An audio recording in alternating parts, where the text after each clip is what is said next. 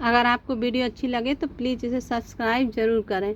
अगर आपका कोई प्लांट इस तरीके से है या फिर आपने उसे ख़त्म कर दिया है काट के या फिर सूख गया है, तो आप इसकी मिट्टी को क्या कीजिए कि आप इसकी मिट्टी को इस तरीके से इसमें से हटा लीजिए और इस पॉट को है वो आप धूप में डाल दीजिए। पॉट को धूप में रख दीजिए जिससे कि उसे अच्छी पूरे दिन की धूप मिले। और आप इस मिट्टी को इस तरीके से धूप दिखा लीजिए। देखिए हमारी ये कितनी भुरभुरी मिट्टी है, क्योंकि ये पूरी किचन कंपोस्ट और लीफ कंपोस्ट से बनी है। तो आपको भी अगर इस तरीके से मिट्टी चाहिए तो आप भी अपने घर में किचन कंपोस्ट बनाइए और इस तरीके से आप बिना खुरपी चलाए देखिए आप ही के सामने हमने गमले से निकाली है और कितने जल्दी ये पूरे में फैल गई बिना किसी मेहनत के। तो आप इस तरीके से इस मिट्टी को ग्रो कर सकते हैं और इसमें नया प्लांट लगा सकते हैं। और नया प्लांट के लिए फिर आपको क्या करना है कि इसमें जो आप ये प्लांट था आप इसे कंपोस्ट में डाल सकते हैं। तो आप इसे थोड़ा धूप दिखा लीजिए इस प्लांट की जड़ों को अच्छे से और फिर आप कंपोस्टिंग में डालिए इसे।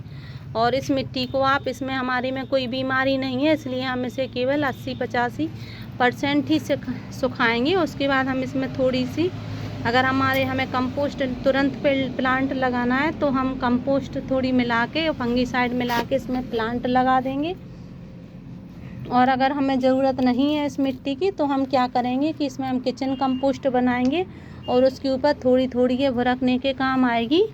तो इस मिट्टी से हमें कम से कम 40-50 प्लांट में भरने लायक मिट्टी हो जाएगी ये कितने से प्लांट से। तो बस आप इस तरीके से अपने प्लांट की मिट्टी को अच्छा कर लीजिए और आपको एक पॉट से कई पॉट भरने के लिए मिल जाएंगे।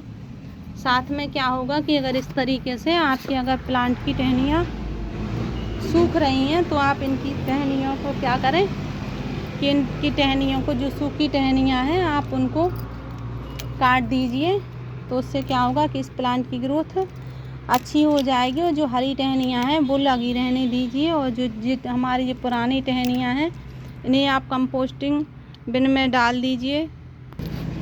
इसमें कुछ तरीके से ये छोटे छोटे कंकड़ आ जाते हैं, जैसे कि हम कभी गोबर की खाद मंगाते हैं तो ये छोटे छोटे से इसमें कंकड़ या पत्थर आ जाते हैं। तो आप इनको अपने जो पॉट है आप पॉट की नीचे तली में डाल दीजिए, जिससे कि क्या होगा कि उसमें पानी अच्छे से ड्रेनेज होल से निकलता रहेगा और आपको एक्स्ट्रा उसकी केयर ज़्यादा नहीं करनी पड़ेगी। तो आप इस तरीके से इनका यूज कर सकते हैं।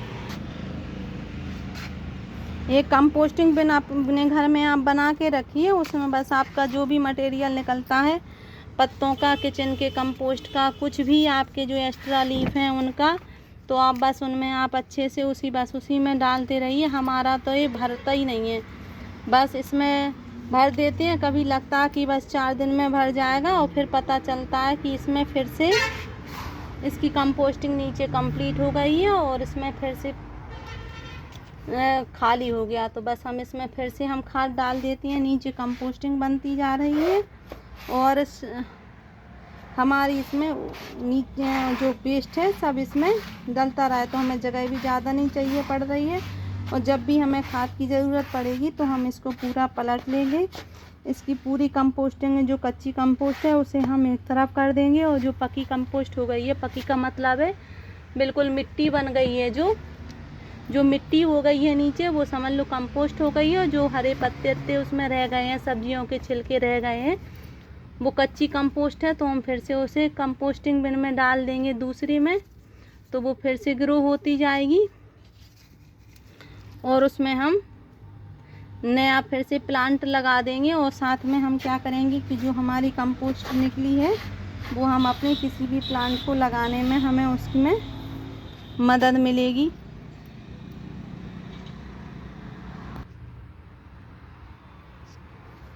आपके में जो प्लांट हैं, जो आपके प्लांट हैं फ्लावरिंग प्लांट जिनकी अब उम्र हो गई है कि अब ख़त्म होने पे आ गए हैं, तो उनमें इस तरीके से सीड पॉट बनने लगे हैं। तो आप इनको इकट्ठा कर लीजिए और फिर आप इनको जब इनका सीज़न आ जाए तो फिर से आप इन्हें पॉट में डाल दीजिए, जिससे कि क्या होगा इसके नए नए प्लांट आएंगे और फिर आपको इसमें खूब सारी आपको फ्लावरिंग देखने के लिए मिलेगी। अगर साथ में आपका कोई बड़ा ग्रो बैग है जिसमें कि आपने कोई फ्रूट प्लांट लगा रखा है, जैसे कि मैंने इसमें पपीता लगा रखा है, तो मैंने साथ में एक इसमें बैगन का प्लांट लगा दिया था।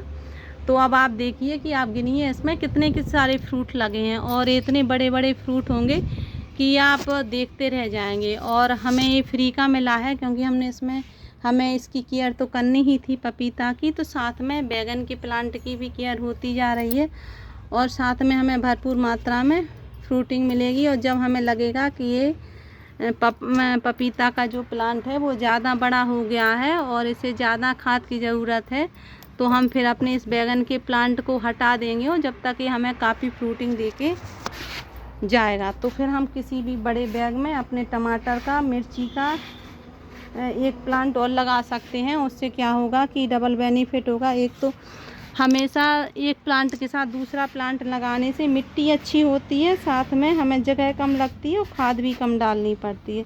तो आप इस तरीके से अगर प्लांट ग्रो करेंगे तो आपको ज़्यादा बेनिफिट मिलेगी, और साथ में आपको कम मेहनत मिलेगी। और ये पपीता का प्लांट है हमारा, ये 5-6 महीने में फ्लावरिंग देने लगेगा। पिछली बार इसमें केवल 4-5 महीने में ही फ्लावरिंग शुरू हो गई थी। अब इस बार देखते हैं कि इसमें फ्लावरिंग कब आती है, क्योंकि ये इस बैग के लिए मिट्टी काफ़ी है इस प्लांट के लिए। तो ये हमने बहुत बड़े पॉट में लगा दिया है, ये 24x18 के ग्रो बैग में लगा है। तो आप बस इसमें आप भरपूर जब फ्रूटिंग आएगी तो हम आपको ज़रूर बताएंगे। जिस तरीके से हमारे इसमें कद्दू के प्लांट में फ्रूटिंग हो रही है, आप देखिए कितना बड़ा फ्रूट है, और अभी ये बहुत ही बड़ा होगा।